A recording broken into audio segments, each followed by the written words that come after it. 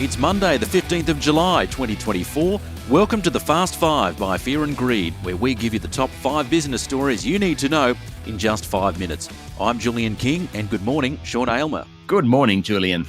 Sean, story number 1, the fallout from the attempted assassination of Donald Trump at a rally in Pennsylvania over the weekend has quickly become very political, with one of the favourites to be Mr. Trump's running mate in November, J.D. Vance, saying the Biden campaign's rhetoric led directly to the assassination attempt.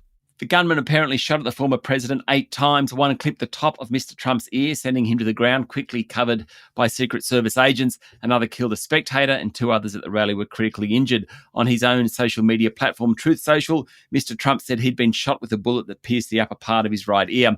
A 20-year-old man shooting from what was described as an elevated position was killed afterwards by the Secret Service. His motive thus far is unknown. World leaders and Republican and Democrat officials condemned the shooting. President Biden, in a nationally televised statement, expressed gratitude that Mr. Trump had been swiftly evacuated and said there's no place in America for this kind of violence. He later spoke to Mr. Trump. The Biden campaign said it's pulling down its television ads as a sign that it was putting politics aside in the aftermath of the shooting. A video released yesterday, Australian time, shows Mr. Trump deplaning in New Jersey, walking downstairs. He looked reasonably healthy. He gave a wave, in fact. So what are the political implications of what's happened? Well, the act itself, of course, is inexcusable. Will it help the Trump campaign? Already the image of Mr. Trump seconds after being hit, lifting his fist into the air, is being used to highlight his courage. The image will be one of the lasting memories of the assassination attempt. As you mentioned, Julian, in the opening, one of Trump's potential running mates is blaming the Biden campaign already. Mr. Trump's former Attorney General Bill Barr blamed what he called grossly irresponsible talk about Trump by Democrats for the shooting. Fortunately, the majority of politicians are calling for a cooling-off period to take some of the heat out of the ferocious rhetoric from both sides of the aisle. The big unknown is exactly how Donald Trump reacts. Story number 2, the ASX 200 hit a new record close on Friday of 7,959 points and is up nearly 18% since its low in late October last year. Quite a run. The S&P ASX 200 hit a record intraday high of 7,996 points after jumping 1% on opening before paring gains to close up just under 1% to 7,959 points. It was the highest close ever. Shares in Commonwealth Bank rose again, this time to a record high of $131.60. Its market value is now $220 billion, just pipping BHP as the largest stock on the bourse. It was the interest rate sensitive stocks that did best. All the questions now will be, can the bourse push through 8,000 points today? Story number 3, Labor is under pressure to launch a royal commission or judicial inquiry into the CFMEU after explosive allegations of misconduct by the militant union and its officials. A major investigation by the Nine media found underworld figures have infiltrated major Victorian and New South Wales construction projects, with some securing jobs as CFMEU delegates. It also revealed how outgoing CFMEU boss John Setka, who quit on Friday, made a menacing nighttime visit to the family home of a fellow senior union official to dump a suitcase scrawled with a message attacking the official as a dog.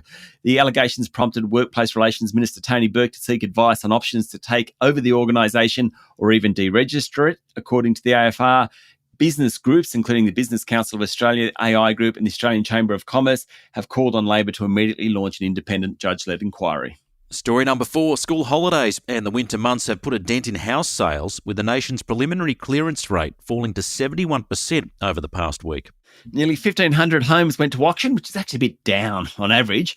Sydney, though, recorded the biggest slump, with the early clearance rate going from 76.7% a week ago to just 68.9%. It's the first time this year that Sydney's come in under 70% for that early clearance rate. In contrast, Melbourne did much better. It went from just over 70% a week ago to 73%.